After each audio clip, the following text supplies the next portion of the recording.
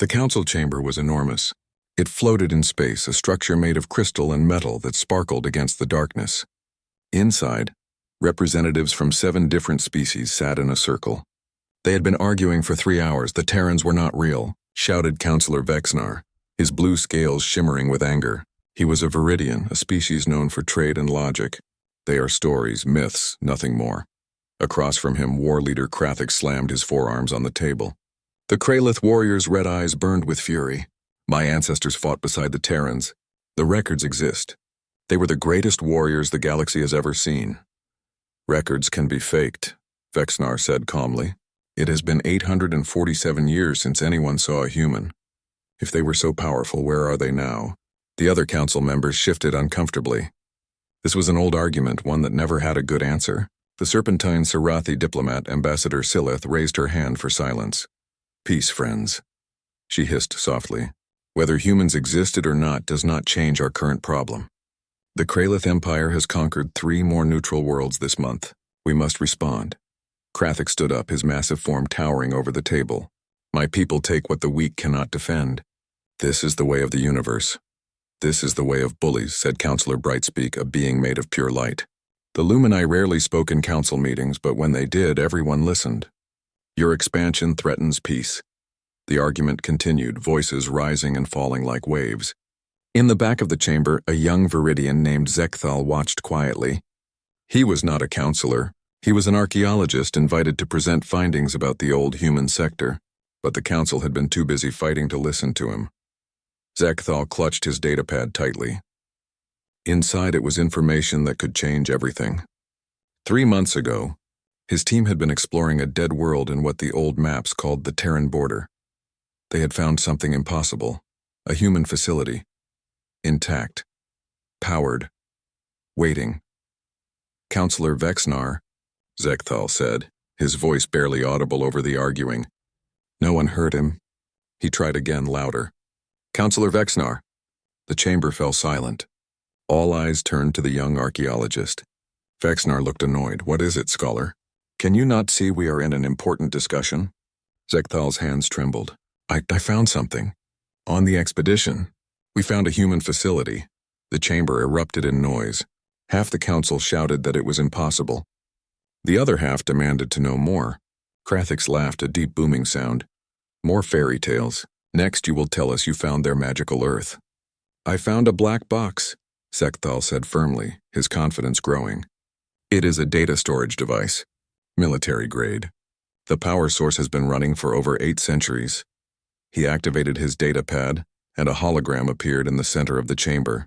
It showed a metal cube, covered in symbols. The symbols were clearly writing, but in no language the council had seen in hundreds of years. Except they had, in old books, in children's stories about the legendary Terrans. This is human writing, Zekthal said. I have compared it to every database we have. It matches perfectly with the ancient Terran alphabet. The chamber was silent now. Even Krathix had stopped laughing. The hologram rotated slowly, showing every angle of the black box. It was scorched and dented like it had survived a terrible battle, but the lights on its surface still blinked steadily. Can you read it? Ambassador Silith asked, leaning forward with interest. Some of it, Zekthal admitted. The language is complex, but there is a symbol on top that I recognized. It is a distress beacon marker. A distress beacon? Vexnar's eyes widened. Did you activate it? No, Counselor. It activated itself. When my team approached the box, woke up, it scanned us. Then it began broadcasting a signal. Zekthal pressed another button on his datapad. The chamber filled with sound. It was static at first, crackling and harsh. Then through the noise came a voice. It was strange, speaking in a language no one had heard spoken in centuries, but the translation software worked, and text appeared on every counselor's screen. This is Captain Amanda Reeves, United Earth Navy, commanding officer of the UN Defiant. If you are receiving this message, you have entered Terran space. We are gone, but we are not dead. We had to leave. Our sun was dying. Our home was ending. We took everyone we could and went into the dark, looking for a new beginning. Do not follow us. The path is too dangerous. But know this, the voice paused. In the background, they could hear other sounds. Alarms, explosions, people shouting orders. If you are hearing this, we are coming home. Wait for us. Humanity endures, the message ended. The council chamber remained silent for a long moment. Then everyone started talking at once. It is a hoax. The Terrans live. Where did they go? What does it mean? Zekthal held up his hand. There is more. The black box contained data files. Millions of them. My team has spent 3 months trying to decrypt them. We have only opened a few, but what we found... He swallowed hard. The Terrans did not lie. Their star was dying.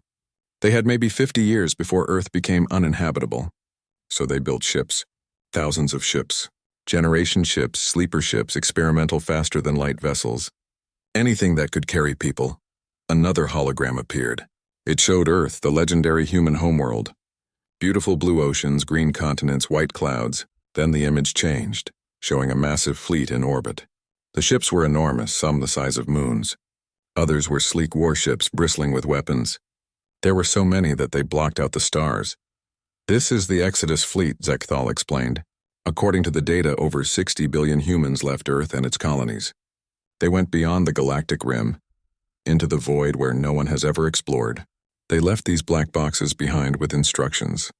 Do not follow. We will return when we have found a new home. Counselor Brightspeak's light pulsed slowly, a sign of deep thought. That was 847 years ago. If they survived, they would have sent word. Unless they could not, Ambassador Silith suggested. The space beyond the rim is unknown, unmapped. Perhaps they traveled too far to send messages back. Or perhaps they all died, Krathik said bluntly. Space is cruel. They were refugees fleeing a dying world. What chance did they have? Vexnar stood up, his mind clearly racing through possibilities. Scholar Zekthal, you said the beacon activated when you approached. Did it send the message to your ship only, or did it broadcast to everyone? Zekthal's face went pale. It broadcast on all frequencies. We tried to shut it down, but the beacon was too powerful. The signal went out in every direction. By now it has probably reached halfway across the galaxy.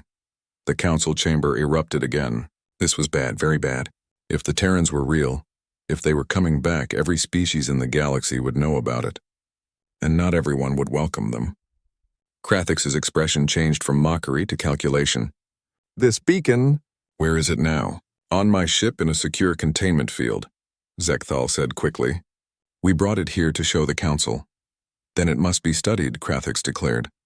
If the Terrans had such technology 800 years ago, imagine what weapons they left behind.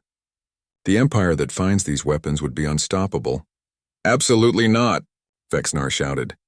This is a matter for the council, not for your warmongering empire. The argument started again, louder than before. Zekthal looked around the chamber helplessly. This was not what he had wanted. He had hoped the council would come together, would prepare for first contact with a returning species. Instead, they were fighting over weapons and power. Ambassador Silith slithered over to him while the others argued. You have done well, young scholar, she whispered. But I fear you have opened a box that cannot be closed. There are species in this galaxy who remember the old stories. Stories of human warships that could destroy planets. Stories of human soldiers who never surrendered. If humans are returning, some will welcome them. Others will fear them. And fear makes people do terrible things. Zekthal nodded slowly. He had studied the old stories too. Humans were legends for a reason. They could survive anywhere. Frozen worlds, burning deserts, toxic atmospheres. They could eat almost anything. They healed from terrible wounds. And when they fought with a creativity that terrified their enemies. There was one story Zekthal had found in the oldest archives. It was about a human soldier who had been left behind on a hostile world. Everyone thought he was dead. But 3 years later, he walked back into his base. He had survived alone on a planet where everything was trying to kill him. When asked how he did it, he had simply said, spite. That was humanity in one word, spite. They refused to die when they should have. They refused to give up when everyone else would have surrendered. If such beings were returning to the galaxy, what would they be like now? 8 centuries of exile in the dark void beyond the rim.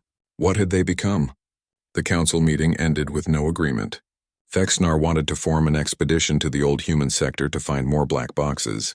Krathix wanted to send Kralith warships to claim human technology.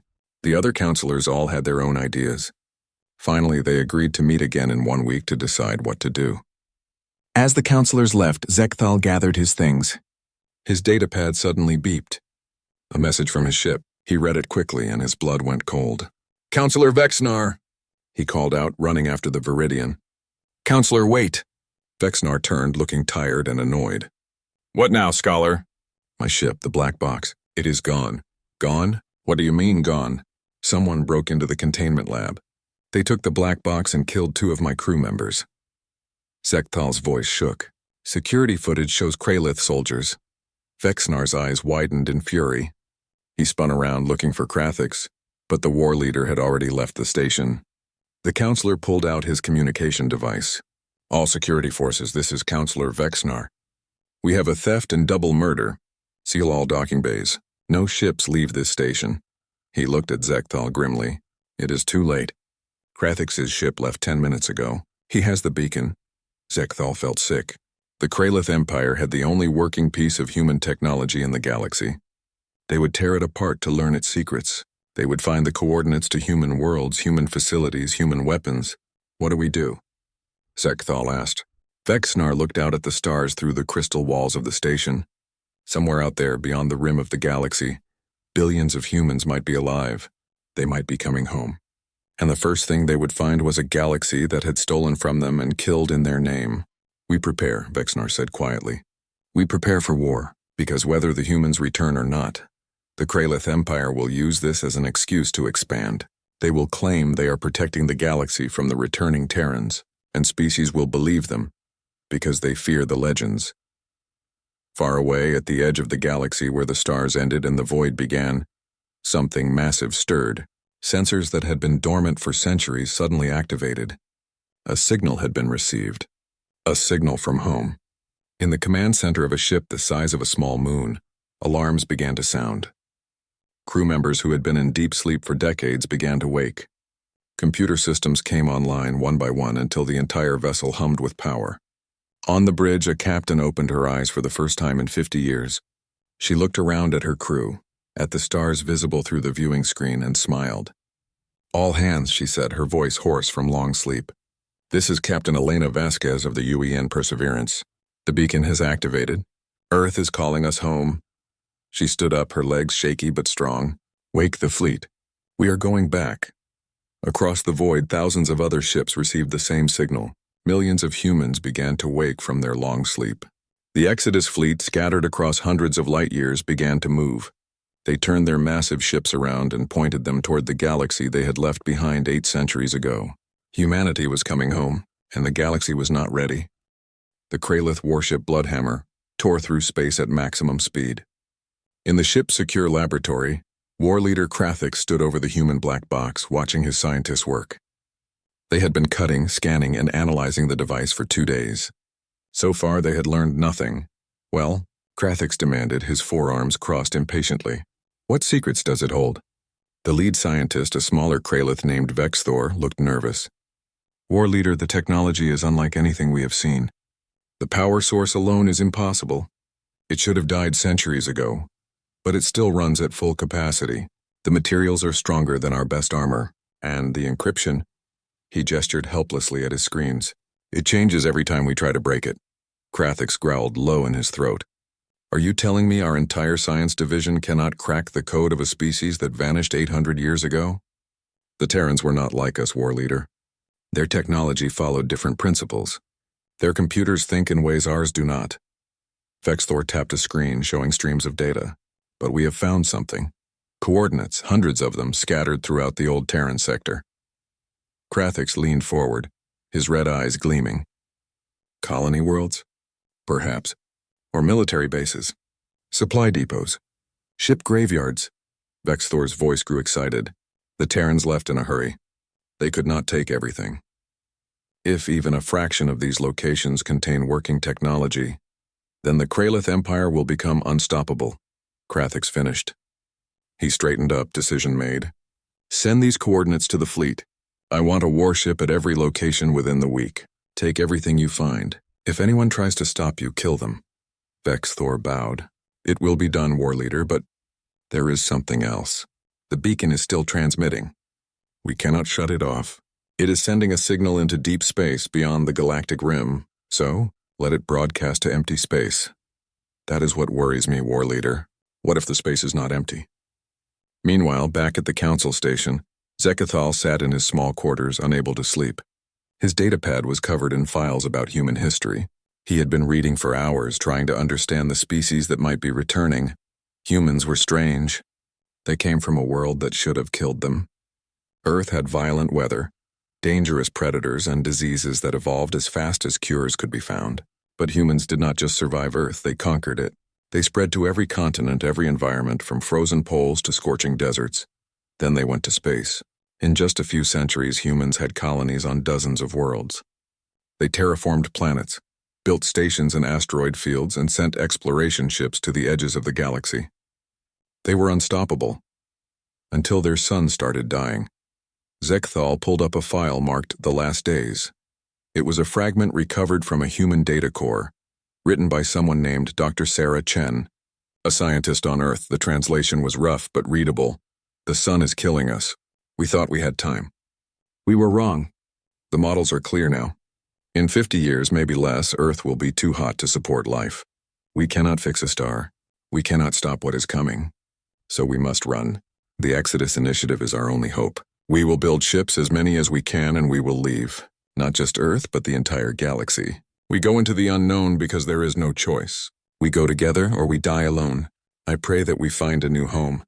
I pray that one day our children's children will return and find a galaxy that remembers us kindly. The file ended there. Zekathal felt a strange sadness. Humans had not chosen to leave. They were forced out by nature itself. Everything they built, all their colonies and stations and ships, they left behind. Billions of people packed into whatever vessels they could build and sailed into the darkness beyond the galaxy. What must that have been like, to leave everything behind, knowing you would never see home again? His datapad beeped. A message from Counselor Vexnar. Come to the emergency council meeting. Now. Zekathal ran through the corridors of the station. When he reached the council chamber, he found chaos. Every counselor was shouting. Holographic displays showed star maps covered in red warning markers. Order. Ambassador Silith hissed, her voice cutting through the noise. We cannot help anyone if we are fighting amongst ourselves. The Kralith have attacked 6 research stations in the past 2 days. Counselor Brightspeak's light flickered with anger. They are hunting for human technology, and they are killing anyone who gets in their way. Not just research stations, added a Kix representative speaking through thousands of synchronized voices. They have occupied 3 neutral worlds. They claim they are protecting the galaxy from the human threat, but they are really building an empire. Vexnar saw Zekathal enter and gestured him forward. Scholar, tell them what you told me. About the final days of Earth. Zekathal stood before the council, his voice shaking slightly. I have been studying the recovered files. The humans did not leave because they wanted to. Their sun was dying. They had no choice. The Exodus Initiative was a desperate attempt to save their species. Why should we care about their desperation? Asked a Tolvec counselor, his bureaucratic tone cold. That was 800 years ago. If they survived, they are no longer the humans of legend. They are something else now. That is what frightens me, Zekathal admitted. The files describe the Exodus fleet's destination. They went beyond the galactic rim, into what they called the Dark Zone. There are no stars there, no planets, no resources, just empty void for thousands of light years. If humans survived out there, they did it in the hardest environment imaginable. The council chamber fell silent. Everyone understood what that meant. Humans had been tough before they left. What would they be like after 8 centuries in the void? We must prepare defenses. Krathix's voice suddenly boomed from a holographic projector. The war leader had joined the meeting remotely. The Terrans will return as conquerors. We must be ready to fight them. You only say that because you want an excuse to take human weapons, Vexnar shouted at the hologram. Your empire is the real threat. My empire will be the galaxy's shield when the humans arrive, Krathix replied coldly. You will thank me when... Every screen in the council chamber suddenly went dark. Then they flickered back to life, showing the same image. A star map. At the edge of the galaxy where the rim met the void, hundreds of red dots appeared. Then thousands. Then tens of thousands. What is this? Ambassador Silith asked, her voice tight with tension. A technician's voice came over the intercom, panicked. Counselors, we are detecting massive fleet movements at the galactic rim. Unknown vessels. Hundreds of thousands of them. They are on approach vectors toward galactic space, and the council chamber erupted. Some councilors demanded more information. Others called for immediate military mobilization. A few simply stared at the screens in shock. Zekthal watched the red dots move across the map. They were not moving randomly. They were organized, disciplined, advancing in precise formations, and they were fast. Faster than any fleet should be able to move. How long until they reach inhabited space? Counselor Brightspeak asked quietly. At their current speed, 3 weeks, the technician replied. 3 weeks, Vexnar repeated numbly. We have 3 weeks to prepare for first contact with a species we thought was extinct. A species that has survived 800 years in the void. What do we do? Before anyone could answer, one of the screens changed. Instead of the star map, it showed text, human text. The translation appeared below it. To the civilizations of the Milky Way galaxy, this is the United Terran Exodus Fleet. We are the descendants of Earth. We left 8 centuries ago to escape a dying sun. We survived the void. We found new worlds. We built new homes. Now we are coming back. We seek peace. We seek to reunite with the galaxy we left behind. But we will not be threatened. We will not be attacked. If you greet us with friendship, we will share what we have learned. If you greet us with hostility, you will learn why we survived when we should have died. We arrive in 3 weeks, be ready. Humanity endures, the message ended. The council chamber was completely silent. Then Krathix's hologram spoke, his voice darker than before. They dare threaten us? We should mobilize the fleet. Hit them before they reach our worlds. Are you insane? Vexnar shouted. We know nothing about their capabilities. They cross the void, something no one has ever done. They have technology we cannot imagine. And you want to attack them? I want to strike first before they strike us. Enough. Ambassador Sileth's voice was sharp as a blade. War Leader Krathix, your aggression has already caused enough damage. The Council will decide how to proceed, not your empire. Krathix's hologram flickered with anger. The Council is weak. Always talking, never acting. While you debate, I will be preparing my fleets. And when the Terrans arrive, they will find the Kralith Empire ready for war. The hologram vanished. Krathix had disconnected. Around the chamber, the councilors looked at each other with worry. The galaxy was splitting apart even before the humans arrived. Zekthal raised his hand hesitantly. Counselors, if I may, I do not think we should fight the humans. I think we should try to understand them. Explain, Vexnar said. Everything I have read about humans shows they value courage and honesty. They respected species that stood their ground even in defeat, but they hated deception and cowardice. Zekthal pulled up another file on his datapad. There is a human saying I found in the archives. Speak softly and carry a big stick. It means you should be peaceful in your words but strong in your capabilities. The humans are doing exactly that. Their message was peaceful, but they showed us their fleet first. They are giving us a choice. A choice between submission and destruction, muttered the Tolevec counselor. No, Zekthal said firmly. A choice between partnership and isolation. Think about it. They could have come back in secret. They could have scouted our defenses, studied our weaknesses, and struck without warning. Instead, they announced themselves. They gave us 3 weeks to prepare. That is not the action of conquerors. That is the action of people who hope for peace but are ready for war. Counselor Brightspeak's light pulsed thoughtfully. The young scholar makes a good point, but we must also consider what the humans have become. 8 centuries in the void would change anyone. They may not be the species we remember from legends. Which is why we need to send an envoy, Ambassador Sileth suggested. Someone to meet them at the rim, to talk before they reach our worlds. We need to understand what they want and what they are capable of. I volunteer, Zekthal said immediately. Everyone turned to look at him in surprise. I have studied human culture more than anyone in the galaxy. I understand their history, their language, their values. Let me go, let me talk to them. Vexnar shook his head. Too dangerous. If the humans are hostile, you would be killed. And if they are not hostile, I might prevent a war, Zekthal countered. Is that not worth the risk? The council debated for hours. Finally, they agreed. Zekthal would lead a small diplomatic mission to the Galactic Rim.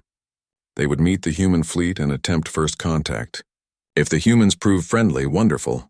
If not, Zekthal's ship would send a warning before it was destroyed. As the meeting ended, Zekthal went back to his quarters to prepare. He had 3 weeks to study everything he could about humans. 3 weeks to figure out how to talk to a species that had become legends. He did not feel ready. But then who would be? Across the galaxy, War Leader Krathix sat in his command chair watching reports from his fleets. They were stripping the old human colonies of everything valuable. Weapons, data cores, ship parts, power generators. His scientists were learning fast. War Leader, Vex Thor said, approaching carefully. The black box has revealed more data. I think you need to see this. Krathix looked at the screen. It showed images of what the humans had faced in the void. Enormous creatures that fed on energy. Rogue artificial intelligence that had gone insane. Spatial anomalies that could tear a ship apart. And through it all, the humans had survived. The final image showed a human warship, scarred and battered but still flying. Painted on its hull were words in human language. The translation made Krathix's blood run cold. Through the void we endure. Through the darkness we fight. Through the impossible we survive. Earth will rise again. For the first time in his life, War Leader Krathix felt something he had never expected to feel. Fear.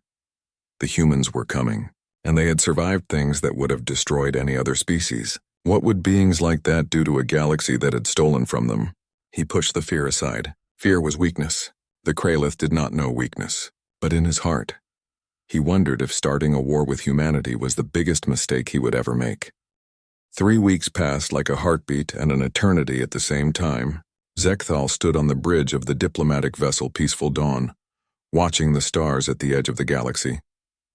His crew was small, just 20 beings from different species. All volunteers, all knowing they might not come back. Sensors are picking up something, the ship's pilot announced. She was a young Sesrathi named Kesra, chosen for her steady nerves. Multiple contacts. Very large.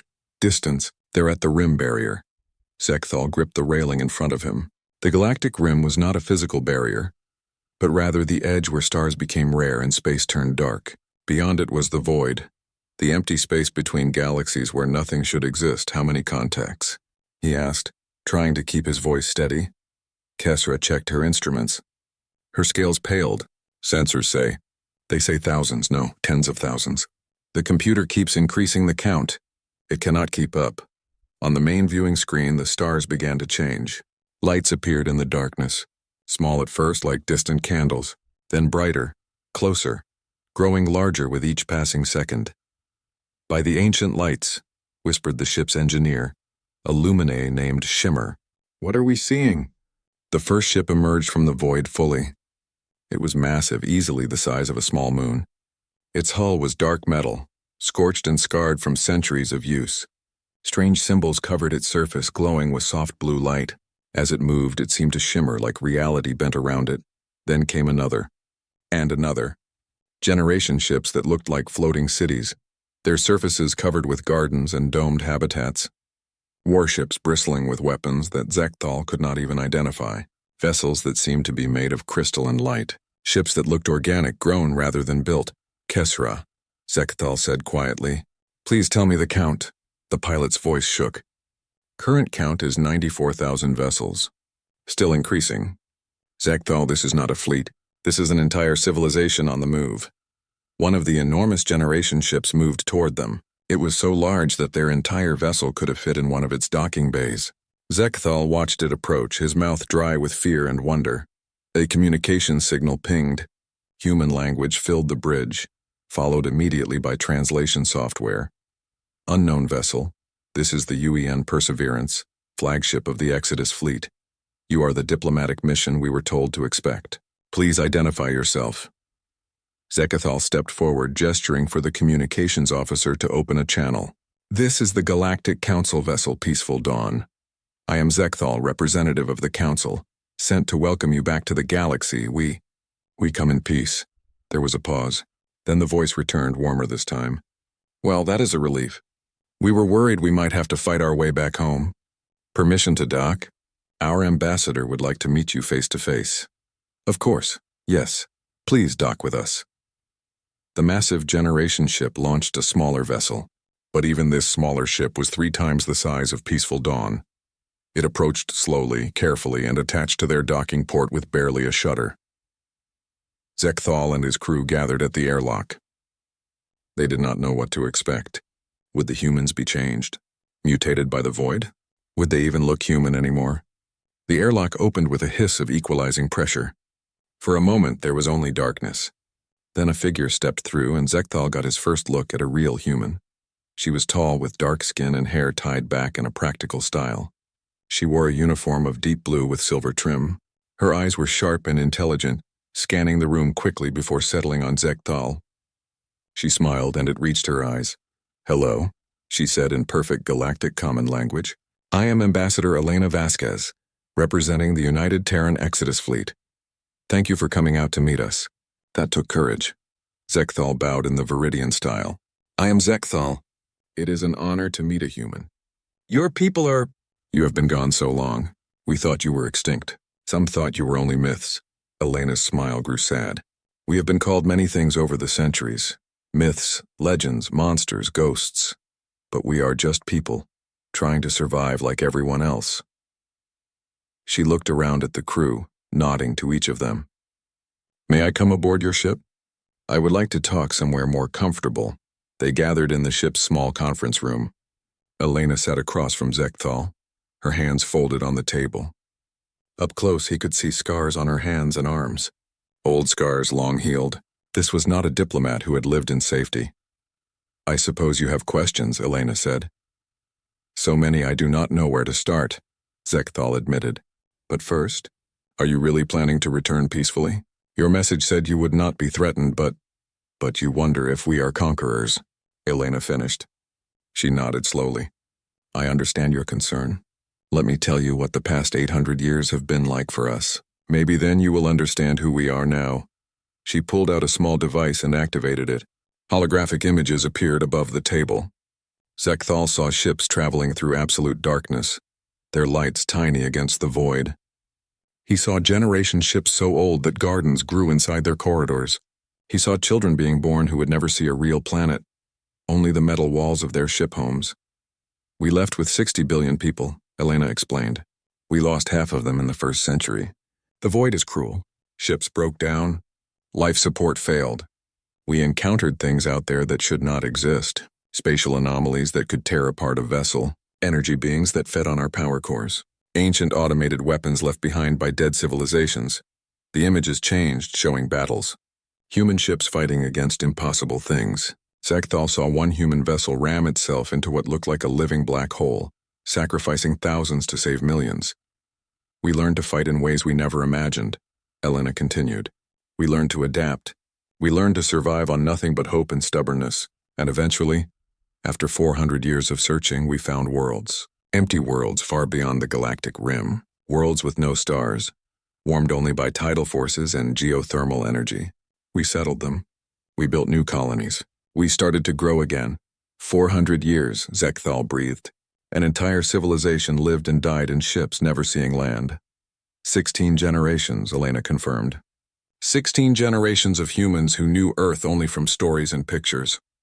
But they remembered. We all remembered. Because we made sure to remember. Every child learned about Earth, about the galaxy we came from, about the hope that one day we would return. And now you have, Zekthal said. But why come back? You found new worlds. You could have stayed there, safe and isolated. Elena's expression hardened. Because we received your beacon signal. The one from the black box. When we left instructions. Do not follow. We will return. But someone took one of our beacons. Someone stole from our dead worlds. And worse, we detected weapons fire. Ships fighting over our technology. We realized the galaxy we left behind might destroy itself over our scraps. She leaned forward, her voice intense. We came back because it is our responsibility. We left these things behind. We cannot let them cause wars. And also, her expression softened. We came back because Earth is our home. It has been 800 years, but our sun should have stabilized by now. We want to see our homeworld again. We want to walk on real soil under a real sky, even if it is just once before we die. Zekthal felt tears in his eyes. He understood now. These were not conquerors. They were refugees finally coming home after an impossible journey. The galaxy has changed, he warned her. There is a species called the Kralith. They are warlike. They have been stealing human technology from your old colonies. Their leader, war leader Krathix, He thinks you are coming back as invaders. He is preparing to fight you. Elena's face grew cold. How many has he killed? 14 researchers dead in 6 different attacks. 3 neutral worlds occupied. Hundreds of civilian casualties. Elena stood up abruptly, walking to the window to stare out at the fleet. I hoped we could come back peacefully. I really did. But I have learned one thing in 800 years of survival. Bullies do not stop because you ask nicely. They only stop when you show them the cost of their actions. You would go to war? Immediately upon returning? No, Elena said firmly. I would end a war before it truly begins. The Kralith think we are soft targets. They think we are myths that can be pushed around. They are wrong, and they need to learn that lesson before more people die. She turned back to Zekthal. I want you to take me to your council. I will speak to them, show them who we are. But I also want you to send a message to this Krathix. Tell him to withdraw from the neutral worlds. Tell him to return what he has stolen. Give him one chance to do the right thing. And if he refuses? Elena's smile had no warmth in it. Then he will learn what 800 years in the void taught us. He will learn why humanity survived. The message was sent. Krathix's response came within the hour. It was a video transmission, showing the war leader on his command bridge, surrounded by his warriors. So the Terrans finally show themselves, Krathix laughed. You demand I withdraw? You demand I return your ancient junk? I think not. I think instead you should surrender. You have been gone too long. This is our galaxy now. If you want to enter it, you will bow to the Kralith Empire. Elena watched the message, her face expressionless. When it ended, she looked at Zekthal. He has made his choice. Now I make mine. She activated her communicator. Perseverance, this is Vasquez. Execute Protocol Shepard. Confirmed, Ambassador. Protocol Shepard is active. Zekthal felt the peaceful dawn shudder. What was that? Look, Elena said, pointing out the window. The human fleet was moving. The massive generation ships stayed back, but the warships advanced. Thousands of them moving in perfect synchronization. Their formations were beautiful and terrifying, like a school of predatory fish. Where are they going? Kessera asked from the bridge. To the nearest Kralith military installation, Elena said calmly. Krathix has a forward base in the Keltar system. Population 2,000 soldiers. It is his staging ground for raids into neutral territory. We are going to shut it down. But that is an act of war. No, Elena corrected. It is an act of justice. Krathix declared war when he killed 14 innocent researchers. We are simply ending it. The journey to Keltar took 6 hours. When they arrived, they found the Kralith base surrounded by 30 warships. The human fleet appeared at the edge of the system, and immediately the Kralith vessels opened fire. Zekthal watched in horror as energy weapons and missiles filled the space around them. But the human ships moved like nothing he had ever seen. They dodged and weaved, their movements too fast, too precise. And when they fired back, their weapons were devastating. Blue beams of light that passed through shields as if they did not exist. Missiles that split into hundreds of smaller projectiles, each one finding a target. Weapons that seemed to freeze ships in place, leaving them floating helplessly. In less than 10 minutes, all 30 Kralith warships were disabled. Not destroyed, disabled. They floated in space, their weapons offline, their engines dead, but their crews alive. Then the human ships surrounded the military base. Elena's voice broadcast on all channels in every language. Kralith warriors of the Keltar base, this is Ambassador Elena Vasquez of the United Terran Exodus Fleet. You have 10 minutes to evacuate. After that, we will destroy your base. You may take your wounded. You may take personal items. But you will leave all stolen human technology behind. This is your only warning. Zekthal watched the base on sensors. For 5 minutes, nothing happened. Then escape pods began launching. Hundreds of them, fleeing toward the disabled warships. When the 10 minutes ended, a single human vessel fired one shot at the base. The weapon hit the main structure and the entire facility simply as vanished. Not exploded. Vanished. Where there had been a military base, there was now only empty space. What was that? Zekthal whispered. Quantum disintegrator, Elena said, her voice sad. It breaks apart matter at the subatomic level. We developed it to mine asteroids in the void. Turns out it is also very effective at removing structures. We have not destroyed a single living being today, but we have removed Krathix's ability to wage war from this sector. A new message came through. It was Krathix, and he was screaming with rage. You will pay for this. The full might of the Kralith Empire will crush you. We will, Elena cut the transmission. She looked tired. Record a message for him, please. Tell him this: we came in peace. We asked for peace. He chose violence. This is the consequence. We have disabled 30 of his warships and destroyed his forward base without killing a single soldier. This is mercy. If he continues to attack us or anyone else, next time we will not be so gentle. The choice is his. She turned to Zekthal. Take me to your council. It is time for humanity to formally return to the galaxy, and we have much to discuss. As the peaceful dawn turned toward council space, Zekthal looked back at the disabled Kralith fleet. The humans had just demonstrated power beyond imagination, and they called it mercy. What would they do when they were truly angry? The council chamber had never been so full. Representatives from every known species crowded around the viewing screens, watching as Ambassador Elena Vasquez stood before the council.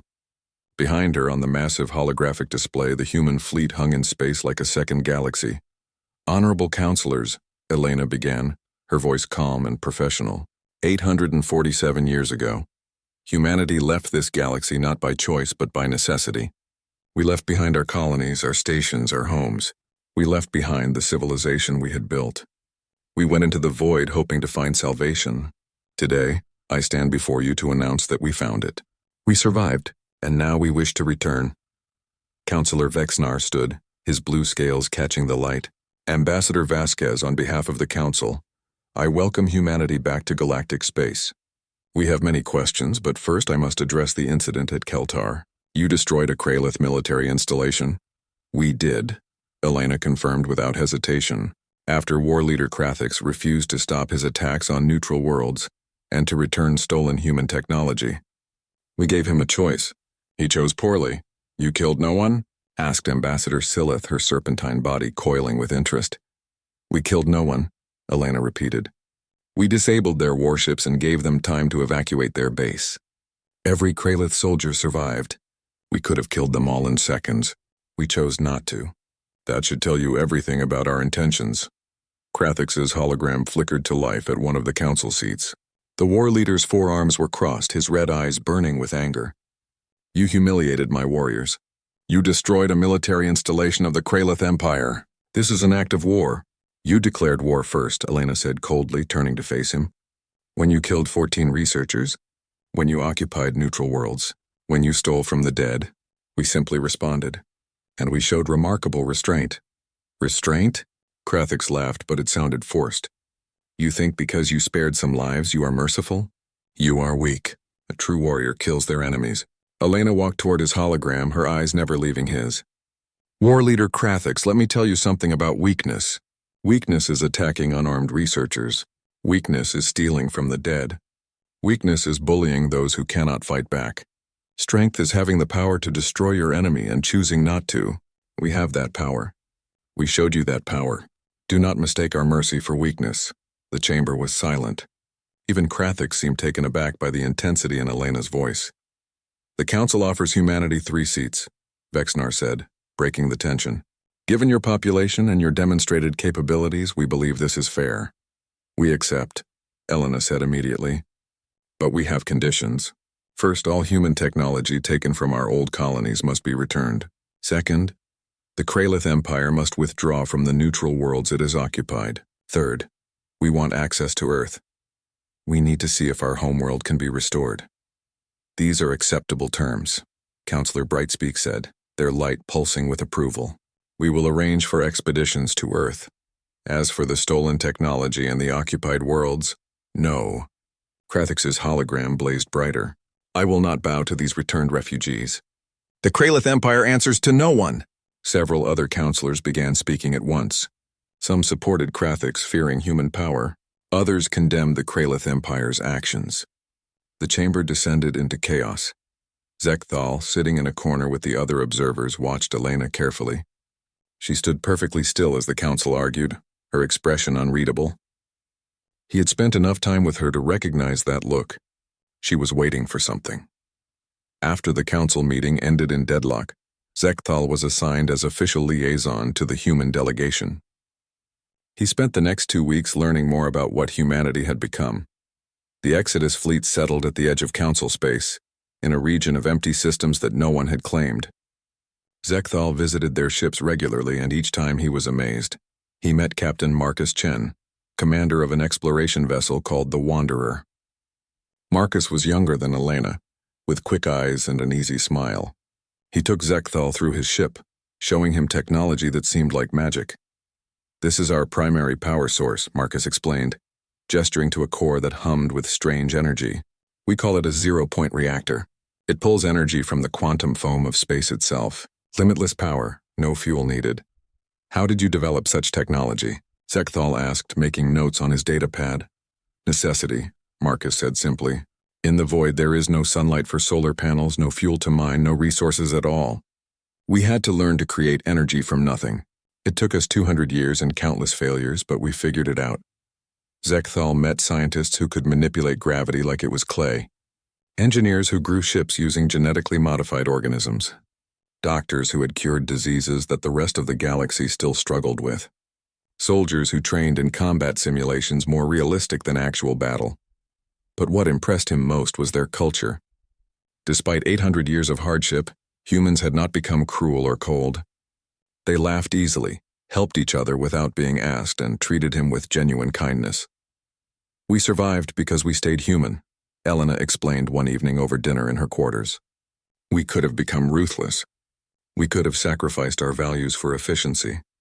Many people suggested it, but we refused. Because what is the point of surviving if you lose everything that makes you who you are?" Zekthal was about to respond when alarms suddenly blared throughout the ship. Elena jumped to her feet, running for the bridge. Zekthal followed her. On the bridge, the crew was moving with frantic efficiency. Captain Chen stood at the command console, his face pale. "What is it?" Elena demanded. "Long-range sensors picked up a distress call from the Viridian Prime system," Marcus reported. "Something attacked the planet." The message was, "Ambassador, you need to hear this." He played the recording. The voice was panicked, screaming over the sound of explosions and dying screams. "This is Viridian Prime. We are under attack. Unknown vessels not responding to hails. They are not taking prisoners. They are harvesting us. Please, anyone help us. They are—" The message cut off with a horrible sound that made Zekthal's blood run cold. "Get me visual," Elena ordered. The main screen showed Viridian Prime. Zekthal had visited the planet once. It was beautiful, with sprawling cities and blue oceans. Now it was burning. Enormous black ships hung in orbit, beams of energy descending to the surface. Where the beams touched, everything was being pulled upward into the ships, buildings, vehicles, people. "What are those things?" Marcus whispered. Elena leaned forward, her hands gripping the console. Her face had gone white. "Reapers. You know these ships? We encountered them beyond the rim. Ancient machines, billions of years old. They were created by a dead civilization to terraform planets, but something went wrong. They became corrupted. Now they harvest all biological life, break it down to raw materials, and use it to build more of themselves." Elena turned to Marcus. "How many ships?" "Sensors show 12 in orbit." "But Marcus, there are 3 more groups detected in nearby systems, and they are all moving toward inhabited worlds." Zekthal felt like his heart had stopped. "How many Reapers total?" "At least 40 that we can detect. But there could be more. These things are incredibly hard to scan." Elena activated her communication device. "This is Ambassador Vasquez to all fleet commanders. Code Black, I repeat, Code Black, we have Reaper incursion in Council space. All vessels are to proceed to maximum alert. Prepare for combat operations." She turned to Marcus. "How fast can we reach Viridian Prime?" 30 minutes if we push the engines." "Do it. And send a priority message to the Council. Tell them they have a threat that makes our differences look like children fighting over toys." Meanwhile, at the Council station, panic had set in. Councillor Vexnar stood in the emergency command center, watching reports flood in from multiple systems. The Reapers were hitting everywhere at once. "How is this possible?" one councillor demanded. "Where did these ships come from?" "Unknown," a technician reported. "They just appeared at the edges of multiple systems and began their attacks. Our defense fleets are responding, but what? They are barely slowing them down. Council weapons are having minimal effect. The Reaper hulls are regenerating damage almost as fast as we can inflict it." Krathix's hologram appeared, and for once, the war leader was not smiling. "My fleets are engaging the Reapers in the Talvor system. We have lost 6 warships already. These things are unlike anything we have ever fought. The humans, Vexnar said suddenly. They said they know these machines. They fought them before. Then contact them, another counselor shouted. Ask for their help. Why should we? Demanded a Tolvec representative. They are the ones who brought this plague back with them. The Reapers must have followed them from the void. Ambassador Sileth's voice cut through the arguing. It does not matter who brought them or how they arrived. What matters is stopping them before they harvest our entire civilization. Pride will not save us. Politics will not save us. We need help, and the humans are offering it. A message appeared on the main screen. It was from Elena Vasquez. Her face was grave. Counselors, we are en route to Viridian Prime. We will engage the Reapers there. I need you to understand something. These machines are ancient and incredibly dangerous. We have fought them before and we barely survived. To stop them, we need to hit their command vessel. They are a networked intelligence. Destroy the primary hub, and the rest will shut down. But getting to that hub will require going through their entire fleet. How many ships do you need? Vexnar asked. All of them, Elena said bluntly. Every vessel you can spare. This is not going to be a small battle. This is going to be the largest military engagement in galactic history, and even then we might lose. You want us to trust you, Krathik said, his voice heavy with suspicion. You who just arrived. You who destroyed my base. Elena's expression softened slightly. War leader Krathix, I know we started badly. I know you see us as a threat, but right now the Reapers are killing billions of your people and mine. Put aside your hatred for one day. Help us stop this threat. Afterward, if you still want to fight us, we will deal with that then. The council chamber was silent. Then Krathix spoke, his voice reluctant but firm. Very well. The Kralith fleet will join you. But this does not mean I trust you, human. I do not need your trust, Elena replied. I just need your guns. Viridian Prime is dying. Every second we waste is more lives lost. So let me ask you all a simple question. Are you going to help us save them, or are you going to let pride and fear kill billions? One by one, the counselors voted. It was unanimous. Every species would send their fleets to join the humans. As the meeting ended, Zekathal approached Elena privately. You said you barely survived fighting these things before. What are our chances? Elena looked out at the stars, her expression distant. Honestly, maybe 50-50. The Reapers are adaptive. They learn from every battle. They will be prepared for the tactics we used before. We will need to be creative, unpredictable, and very, very brave. That does not sound reassuring. Elena smiled grimly. It is not meant to be. But let me tell you something about humans, Zekthal. We do not fight because we think we can win. We fight because it is the right thing to do. We fight because someone has to. And we fight because giving up is not in our nature. She put a hand on his shoulder. Go back to the council station. Stay safe. This is going to get very bloody before it is over. No, Zekthal said firmly. I am coming with you. You will need someone who understands both humans and the other species. You will need a translator, a liaison. You will need me. Elena studied him for a long moment, then nodded. Welcome to the crew of the Wanderer, Liaison Zekthal. Try not to die. I have grown fond of you. As the human fleet moved toward Viridian Prime, Zekthal stood on the bridge next to Captain Marcus Chen. Ahead of them, the Reaper vessels hung in space like dark gods of death, consuming an entire planet. And toward them came the combined might of the Galactic Council, led by humans who had survived 800 years in the void. The battle for Viridian Prime was about to begin, and the galaxy would never be the same. The combined fleet emerged from faster-than-light travel at the edge of the Viridian Prime system. Zekthal had never seen so many ships in one place.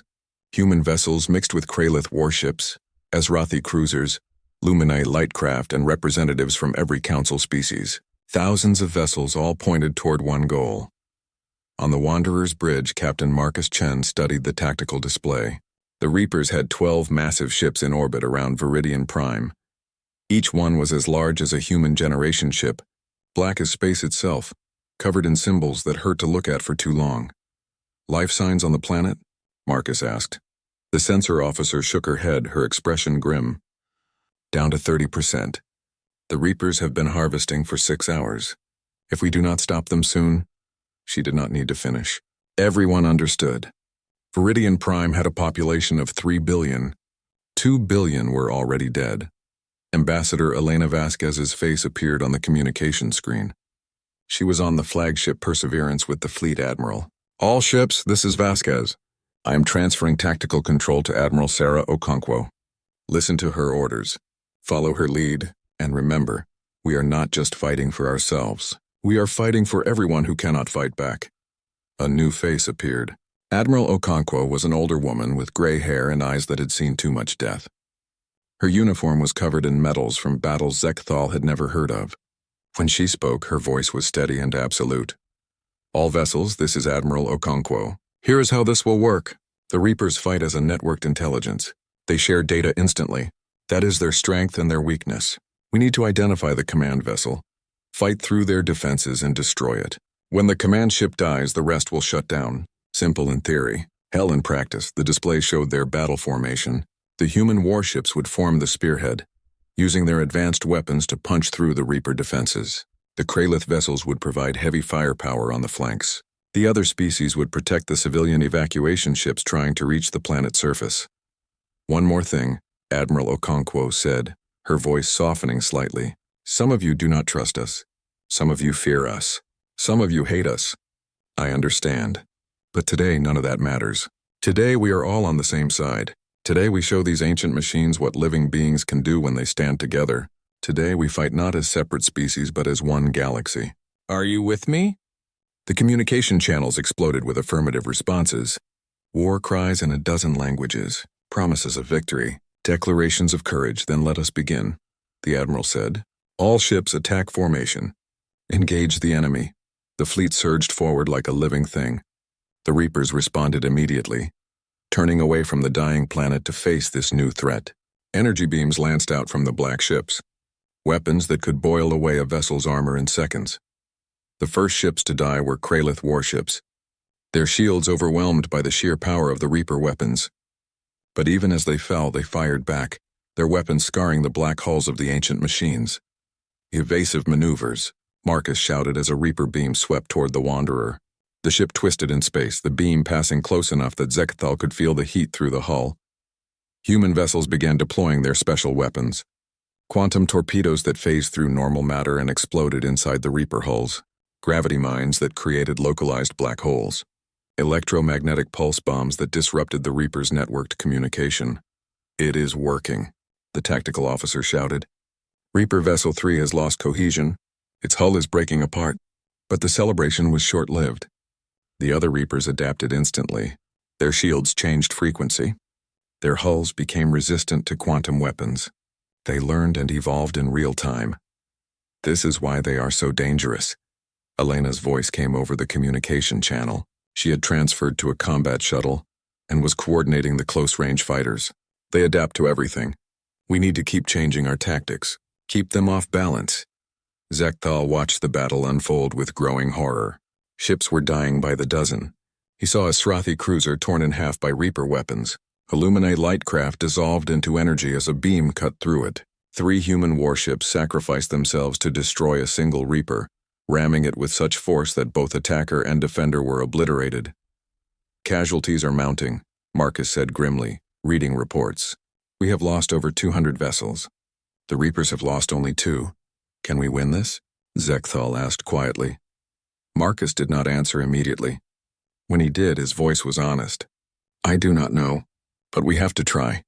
Admiral Okonkwo's voice cut through the chaos. All ships focus fire on Reaper Vessel 7. Sensors indicate it has the most communication traffic. It might be the command ship. The entire fleet turned their weapons on one massive black ship. Thousands of energy beams, missiles, and exotic weapons converged on a single target. The Reaper's shields flared, struggling to handle the overwhelming firepower. Cracks appeared in its hull. Then with a flash of light, it exploded. For a moment there was hope. But the other Reapers did not shut down. They did not even slow. Instead, they seemed to get angrier. It was not the command ship, Elena reported, her shuttle dodging debris. But we proved they can be killed. Keep hitting them! The battle continued, hour after hour of desperate fighting. The Allied fleet was slowly being ground down. For every Reaper destroyed, they lost 50 ships. The mathematics were brutal. Sekthal found himself working alongside the human crew, his archaeological knowledge proving useful in unexpected ways. When the tactical computer could not identify a Reaper weak point, Sekthal recognized symbols on its hull from his studies. Ancient warning markers that indicated power conduits. Marcus, if we hit that section there, he pointed at the display, we might cause a cascade failure. Marcus did not question him. He simply gave the order. Human fighters dove toward the indicated section, their weapons focused. The attack worked. The Reaper buckled, its power systems failing. Good eye, Zek, Marcus said, grinning despite the desperate situation. But they were still losing. The Allied fleet was down to less than half strength. The Reapers had lost only 6 vessels. Then something changed. War leader Krathix's flagship, the Bloodhammer, broke formation. It accelerated directly toward the largest Reaper, the one in the center of their formation. What is he doing? Elena demanded over the communication channel. Krathix, fall back. The war leader's voice boomed across all channels. All my life I have sought glory in battle. I have conquered worlds. I have defeated enemies. But I have never fought for anything greater than myself. Today I fight for the galaxy. Today I find true honor. The Bloodhammer smashed into the massive Reaper at full speed. The impact was catastrophic. Both ships exploded in a fireball that lit up the entire system. And then, all at once, every Reaper stopped moving. What happened? Someone shouted. Admiral Okonkwo's voice was filled with grim understanding. Krathix found it. That was the command vessel. He sacrificed himself and his entire crew to destroy it. Across the fleet, weapons fell silent. The floating Reaper vessels were dark, lifeless. The networked intelligence that had controlled them was gone. The ancient machines were finally dead, but the cost had been terrible. Zekthal looked at the casualty reports scrolling across the screens. Over 4,000 ships destroyed, millions of personnel dead, entire fleets wiped out, and Viridian Prime, the planet that started this all, only 800 million people had survived. 2.2 billion were gone. In the days that followed, the galaxy mourned and rebuilt. Memorial services were held across 1,000 worlds. The Kralith Empire, shocked by the loss of their leader, called for a ceasefire. Other species who had opposed humanity's return now welcomed them. Sekthal stood in the rebuilt council chamber 1 month after the battle. The room was full, but there were many empty seats. So many counselors had died in the fighting. Ambassador Elena Vasquez stood before the council, her uniform bearing a new medal. The Medal of Sacrifice given to those who had fought at Viridian Prime. Nearly everyone in the room wore one. The Battle of Viridian Prime showed us something important, Elena said, her voice carrying through the silent chamber. It showed us that our differences are small compared to the threats we face together. Humans, Kralith, Viridians, Sarathi, Luminae, all of us bled the same color when those machines attacked. All of us felt the same fear. And all of us found the same courage. Counselor Vexenar stood, his scales duller than before. He had lost family on Viridian Prime. Ambassador Vasquez, the council has deliberated. We wish to offer humanity full membership, with equal representation. We wish to propose a new organization, a unified defense force that can respond to threats like the Reapers. And we wish to ask for your help in rebuilding what was lost. Elena nodded slowly. We accept all of it, but we have one request in return. Name it. Let us go home. Let us return to Earth. Let us see if our homeworld can be restored. 2 weeks later, Zekthal found himself standing on the surface of Earth for the first time. He had volunteered to join the expedition, partly out of scientific curiosity, partly because he wanted to see where humanity had come from. The planet was not as he had imagined. 800 years of abandonment had changed it. Nature had reclaimed the cities. Forests grew through the ruins of skyscrapers. Oceans had risen and fallen. But the sun that had been dying, now burned steady and bright. The sun repaired itself, Dr. Sarah Chen explained. She was a descendant of the scientist who had written about the last days of Earth. The models were wrong. The instability was temporary. Earth could have been saved. Elena stood nearby, tears running down her face as she looked at the sky. All those people, all those years in the void, and we could have stayed. No, Zekthal said firmly. If you had stayed, you would have died in the void of despair, waiting for a sun that you thought would kill you. You left because you had hope. You survived because you refused to give up. And you came back stronger, wiser, and ready to help others. There are no wasted journeys, Elena. Only different paths to the same destination. Captain Marcus Chen joined them, his boots crunching on the grass that grew through the ancient streets. The terraforming teams say they can restore Earth in 20 years. Make it livable again. We could have a real homeworld again. And we will share it, Elena decided. Earth will not belong only to humans. It will be a symbol. A reminder that no matter how far we fall, we can come back. A place where all species can visit and remember that we survived together. 3 years later, the first new child was born on Earth since the Exodus. Her name was Hope, and she was human. She would grow up on a world that had been dead and was now alive again. She would grow up in a galaxy that had been divided and was now united. Zekthal attended the birth as a representative of the council. He held the tiny baby girl in his arms and marveled at how something so small could represent something so large. She is beautiful, he said to her parents. She is our future, the mother replied. She will never know what it is like to be hunted, to be refugees, to fight for survival every day, because of what we did, because of what we all did. That evening, Zekthal stood with Elena and Marcus at a memorial built on Earth's surface. It was a simple structure, made of stone and metal, inscribed with the names of everyone who had died in the Exodus and in the Battle of Viridian Prime. Billions of names. But every single one remembered. Do you regret coming back? Zekthal asked Elena. She thought about it for a long moment, looking up at the stars. Somewhere up there, the human fleet was patrolling, working alongside ships from every council species. Somewhere up there, new friendships were being forged, new alliances created, new possibilities opened. No, she finally said. We came back to find a galaxy that feared us. We showed them who we really are. Not monsters from legend, not gods from myth, just people who refused to quit. People who chose to help even when it cost us everything. The galaxy is safer now, Marcus added. The defense force we created means no planet will face threats alone. Human technology is being shared freely. We are teaching others what we learned in the void. And what did you learn? Zekthal asked. Elena smiled, her eyes reflecting the light of Earth's restored sun. We learned that hope is not something you find. It is something you carry. We learned that home is not a place, it is a feeling. We learned that the only way to survive impossible odds is to refuse to believe they are impossible. And most importantly, we learned that being human is not about being perfect or being powerful. It is about being stubborn enough to care even when caring hurts. Zekthal wrote her words down in his journal. Someday he would write a history of this time. He would tell the story of how humanity returned from the void, how they faced hatred and fear with patience, how they fought monsters to save people who had wronged them, how they turned enemies into allies. He would call it The Legends Were Real, but the Truth Was Better, because that was what he had learned. Humans were not the perfect warriors of legend. They were not unstoppable super beings. They were flawed, frightened people who simply refused to stop trying, and that made them more remarkable than any legend ever could. As the sun set on Earth for the first time with witnesses in over 800 years, Zekthal looked at his friends and knew something with absolute certainty. The galaxy had been lucky. Lucky that humans chose hope over hatred. Lucky that they chose to save rather than conquer. Lucky that when they came back from the void, they came back as helpers, not as monsters. But it was not luck that made them that way. It was choice.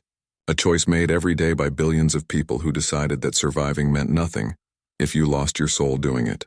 The legends said humans were warriors. They were right. But they missed the most important part. Humans were warriors who fought for peace, survivors who saved others, heroes who never wanted to be heroes. They were just people doing what needed to be done because no one else could.